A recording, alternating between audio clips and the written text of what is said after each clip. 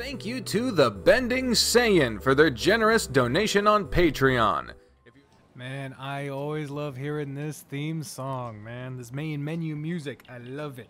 Hello everyone, my name is Vivian and welcome back to the Hayseed Knight. It's been a while, but right now I wanted to play something, but I still kind of want to stay mellow, and fortunately this game has full voice acting, other than like narration, I think, so like it's way easier it's way easier to read.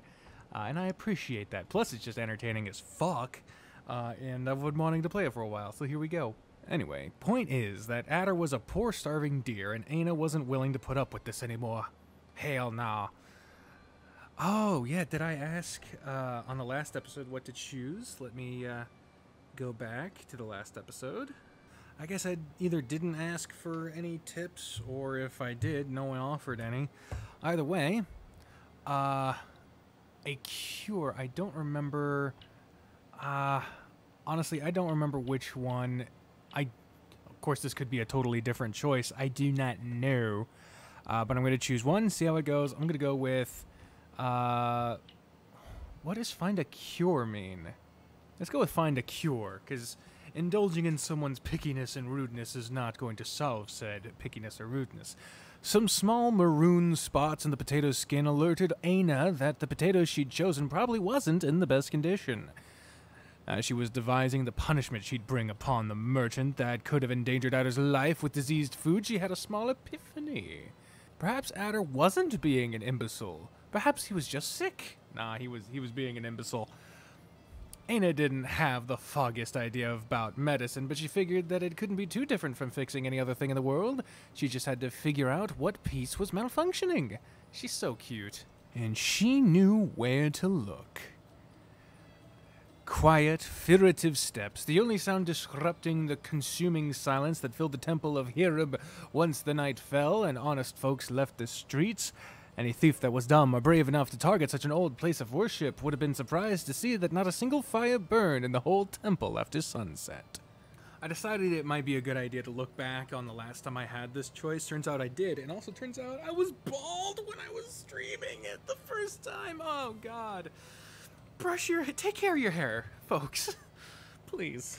I'm actually looking back, and it looks like I chose Get Him Better Food first.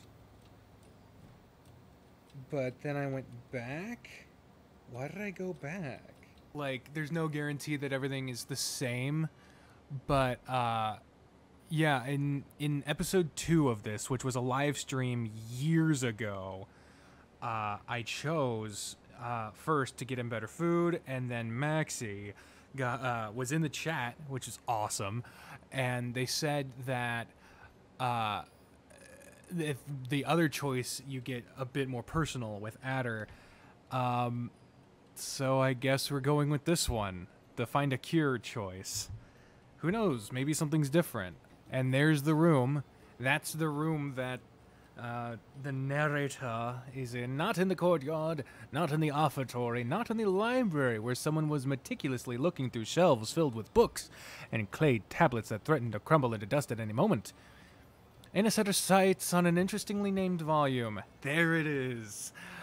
Basakra Hunyana Kekaina Petenkainet. Roughly translating to Sirnar as Anatomy of Barhans and Aikens. In Eina's humble opinion, as an observer removed from the art of talking, society improved a little the day the Northerners introduced the concept of breathing between words. The book coughed a small puff of fine sand upon being opened, but it looked otherwise pretty well conserved. Eina began shuffling through the pages quickly, looking for the part that interested her. The revolting innards of the brutish deerfolk, a most thoughtful and impartial evaluative treaty, would be a rather forgiving translation for the title of the chapter she was about to read. Oh, oestrus entry unlocked. The reason for Ader's strange behavior had to be written somewhere around. She just had to narrow down the source of the ailment. Who dares into my lair? My bad. That was my peace dance. God, look at that bruise. It's so bad. It just keeps getting bigger. Ugh. Eina slammed the book shut, startled.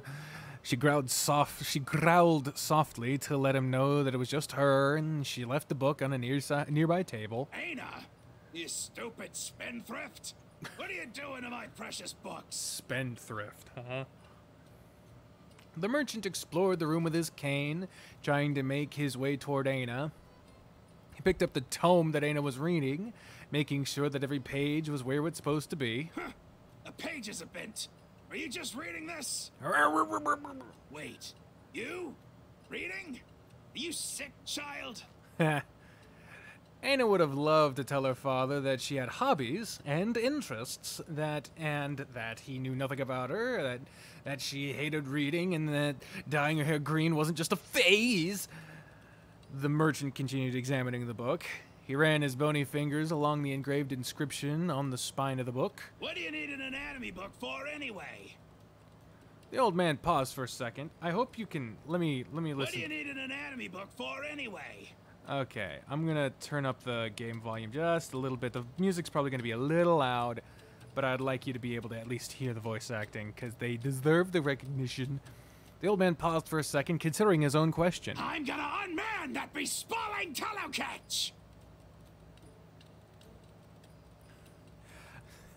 He could be referring to anybody. The merchant stormed off as fast as his nearly fossilized legs let him, leaving Eina to her own devices. She opened the book once more, passing a few pages just for mere curiosity until she stumbled upon the very last chapter. Bloodlust. A concise summary on the geological evidence for the existence of the gruesome savage beasts, speculations and imaginations of their appearance. Eina just closed the book and dropped it on the ground. A marine breeze blew over the streets of Heirloom the next day, sweeping away some of the hot steppe dust that suffocated the city. Akazor was the 2 moons well into Donsoon already, and it was coming to an end little by little. It was lunchtime, and Eina couldn't stop thinking about the previous night. The book recommended great doses of fresh air, relaxation, and a vitamin-rich soup for all ailments. Eina didn't know what vitamins meant, but she understood the concept of soup. She also understood most other concepts she'd read about, and once they popped up into her mind, she no longer had the mental capacity to make a soup. Now, there she goes, carrying a small mountain of uncooked and misshapen potatoes, dried seaweed, and several bulbous roots. Eina made her way through the corridors of her home in search of her apprentice. A cloud or two could have been seen in the big blue sky, white and puffy, off to conduct whatever business a cloud could have so close to her home. The once great temple of Hirub, the abandoned residence of a god that left in a tantrum after the Bahan rebellion. Not the most elegant farewell, but her father always said that gods need no manners, and that old geezer certainly knew all about that. Look at this, look at all of this stuff here. We didn't read the ostrich before, and I feel bad. Deer, being creatures of vice as they are, suffer many ailments related to the privation of any of their many desires. Of these, the most peculiar is the one we Hakim call ostrich. Ostrich? I don't know. It is no wonder that deer folk have extended so far and wide across the steppes when their place of worship is the bedroom. Oh my. Oh my. When removed from the presence of the intimate partner for an extended period of time, deer may enter a state of irritability, sometimes bordering on frenzy. Ostrich is commonly called heat by the common folk. For the most obvious sign is a flush of red across the face, sometimes chest, product of a tremendous increase in body temperature that has little to do with a fever. Besides the obvious treatment, we as scholars, not harlots, are not willing to provide. Our research shows that the vitamins contained in carrots, aubergines, and similarly shaped vegetables may help relieve this. Similarly shaped, eh? Vegetables may help relieve their symptoms. Excerpt from, oh my god, Basakra hunyat akekanya pnet and kinet. Anatomy of Barhans and Akins. Oh, I tried. The lack of manners, I mean. He knew a thing or two about gods as well, but he much preferred to spend his time cursing them for his longevity. Oh, there he went with his usual friends. Siffy! This time we'll get him for good! Oh my. There seems to be a bit of a kerfuffle going on. Eina! Second-class daughter of a hero-praying beast! Quit wiffle-waffling and do something about this! I know you're somewhere around here, you fusty lugs! Ader! I don't know who the voice actor for the merchant is, but I feel like they had fun with that line. Oh no! He's casting some kind of spell! Hurry up! He speaks in gibberish. It must be dangerous. Eina just stared idly at the mob carrying her father away, off to a pyre that would forever magically fail to end the poor man's life. A question resurfaced in Eina's mind.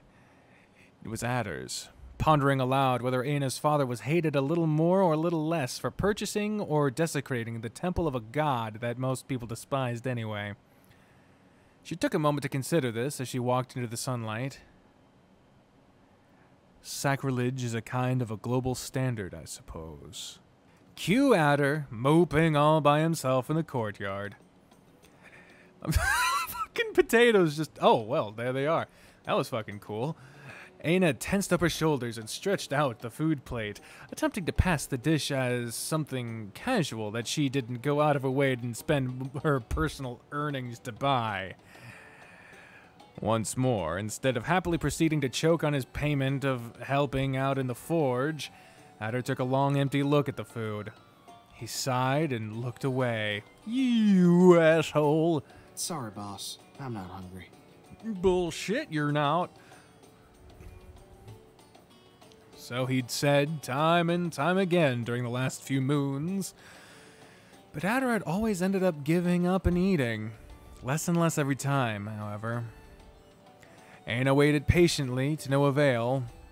Once she got tired of that, she shook a carrot in front of his face, hoping to stir his curiosity with this new, shocking ingredient. No answer. So there she was, shaking a rattle in front of a giant, one-eyed baby that refused to eat. Seeing that diplomacy didn't work, she poked his snoot with said carrot. Oh, jeez. She poked and poked until it ended up in his nose. You happy now? Fucking A.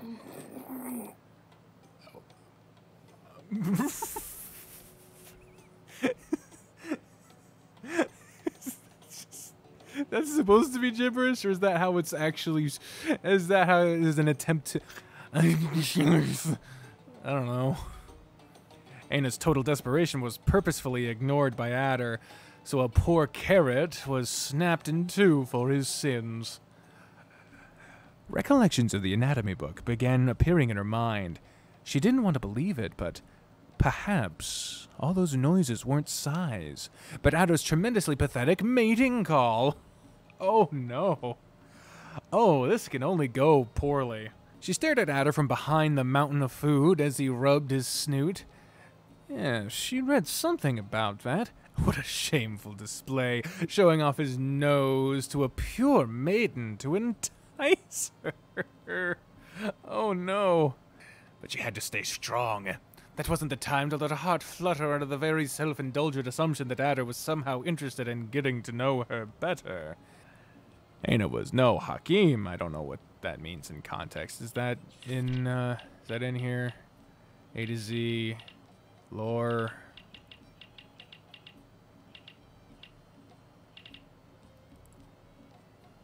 The Heartache District? Surely we read that. Heartache District where bucks who feel very lonely go to feel a little less lonely.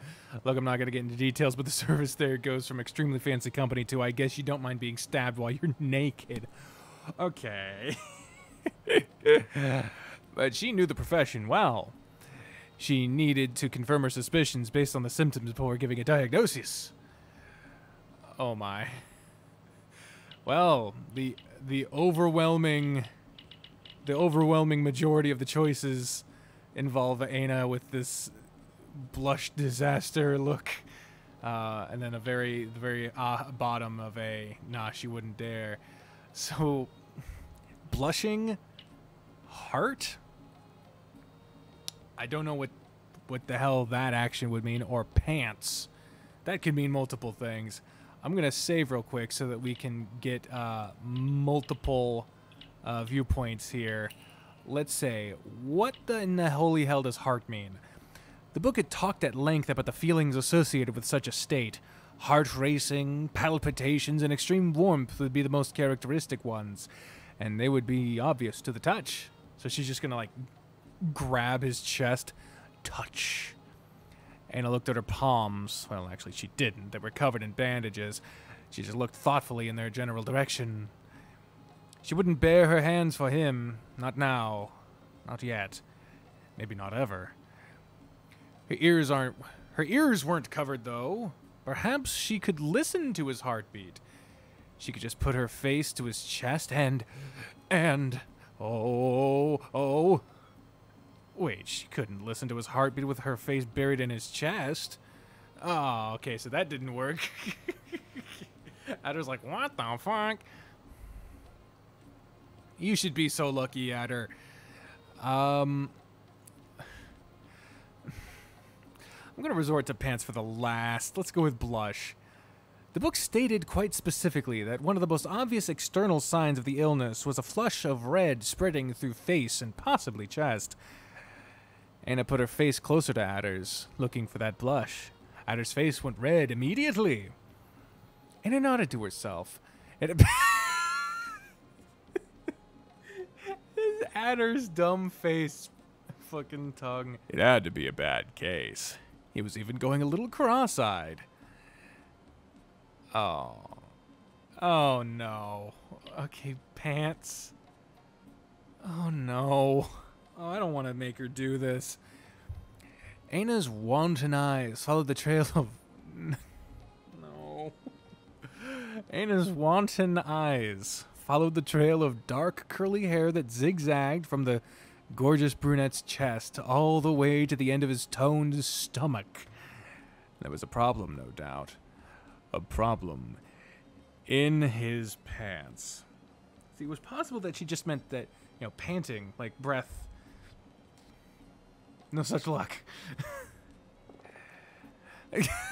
Chapter 10? Chapter 10? Holy Christ. Hey, that doesn't happen until chapter 10. She's trying. Oh, for fuck's sake. I love my fan fiction. The narrator of this game is a mark for this game. Oh, that's funny. You get it! Okay, that was creepy as shit. And it was actually just thinking that Ader's pants were several sizes too wide for him. He lost a ton of weight since when they first met. Living with only one meal a day will do that to you. And he looked downright gaunt as of late. That's what you'll write, anyway. What? You can't tell me that you hate this character and then rewrite the story for them. That's called favoritism. I'm writing down all of this. Oh, for love of mud. You're no fun. You're one to talk. Oh, fucking A. Eina completed the examination and nodded, nose and ears twitching as she giggled to herself. So cute. Playing, again, Hakim, I don't know, is great. Maybe that doctor? You know what? Possible word of the day? Let's look it up. Ah, there we go. A physician using traditional remedies in India and Muslim countries. Or a judge, ruler, or governor in India and Muslim countries. So, could be either. She's the master and the doctor. Of course I have one. Of course I have one. We're out of places to grope, you perv.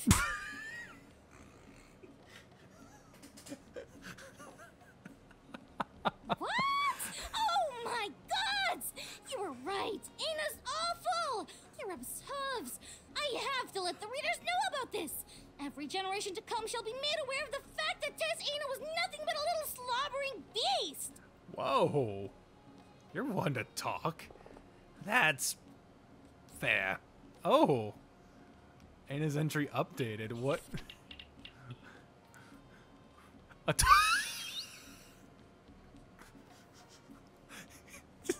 total perv. Really? Aina channeled her embarrassment and indignation in a way that was not deserved, but not uncalled for. Oh my god. Ader got a swift punch to his face, and as was the norm for her, Anna ran away before she got a chance to see his reaction. He went flying across the fucking courtyard. I think his reaction is pain. Anna marched towards one of her usual hideouts atop the run-down temple walls, away from Ader's sight. She didn't run that far. He wasn't going to pursue her this time. This also vaguely encapsulates a little bit of the stuff we had seen before, but with a little bit of an extra flair. I mean, obviously that scene didn't go like that last time because, well, there wasn't the narrator dynamic last time. So, yeah, let's go ahead and end this episode here. Thank you all very much for watching. I hope you enjoyed it. I need to actually talk into the microphone and not to the camera. I'm not used to having separate audio and video. So, thank you all very much for watching. Hope you enjoyed it. If you want to play this game for yourself, link to it is in the description down below. And I'll talk to you all again next time. Bye, everyone.